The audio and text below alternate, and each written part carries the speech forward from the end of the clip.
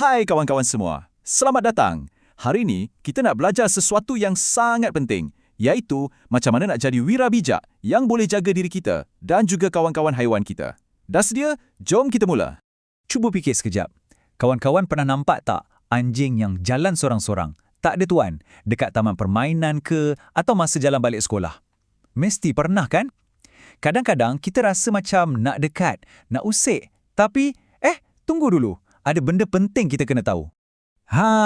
Tengok tu. Macam kawan-kawan kita dalam gambar ni tengah dengar doktor bercakap. Hari ni, kita pun sama. Kita nak kenal satu penyakit yang kita mesti tahu, namanya rabies.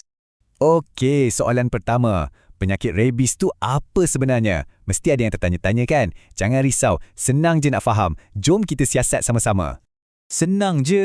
Rabies ni dia macam sejenis kuman jahat, sejenis virus. Dan ia boleh masuk dalam badan kita kalau kita kena gigit dengan haiwan yang dah dijangkiti. Selalunya anjing liar. Jadi, ingat tau, cara utama ia merebak adalah melalui gigitan. Tapi, ada satu benda yang kita kena tahu.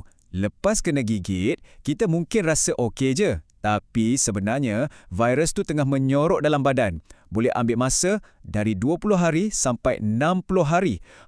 Dekat 2 bulan tu, barulah kita mula rasa tak sihat. Lama kan? Sebab itulah penting sangat untuk dapatkan rawatan cepat-cepat. Sekarang ni, kenapa pula penting sangat untuk kita, budak-budak, tahu pasal rabies ni? Ada sebab yang sangat besar. Jom kita tengok. Wah, tengok nombor ni. 40%. Banyak tu. Ini bermakna, daripada semua kes gigitan anjing rabies, 40% daripadanya adalah kanak-kanak macam kita semua. Sebab itulah kita kena jadi wira cilik yang pandai, yang tahu macam mana nak jaga diri. Ini bukan nak takutkan tau, tapi supaya kita lebih bersedia dan lebih selamat. Jadi, macam mana kita nak lindungi diri kita? Senang je. Jom kita semua jadi wira cilik dengan ikut 4 langkah mudah ni. Dah sedia nak jadi wira?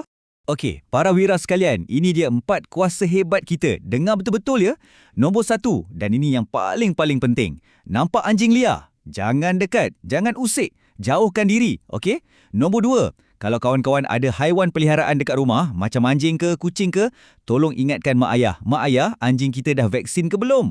Nombor 3, kalau na'udzubillah kita tergigit juga, jangan panik. Perkara pertama, cepat-cepat lari pergi paip air, basuh luka tu guna sabun dan air bersih banyak-banyak. Dan yang terakhir, nombor 4, lepas basuh, terus bagi tahu orang dewasa. Ibu ke, ayah ke, cikgu ke, mereka akan bawa kita ke klinik atau hospital terus.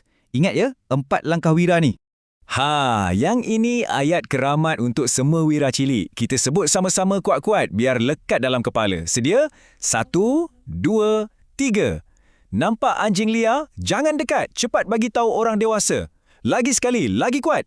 Nampak anjing liar? Jangan dekat. Cepat bagi tahu orang dewasa. Bagus. Syabas, wira-wira cilik. Hebat semua.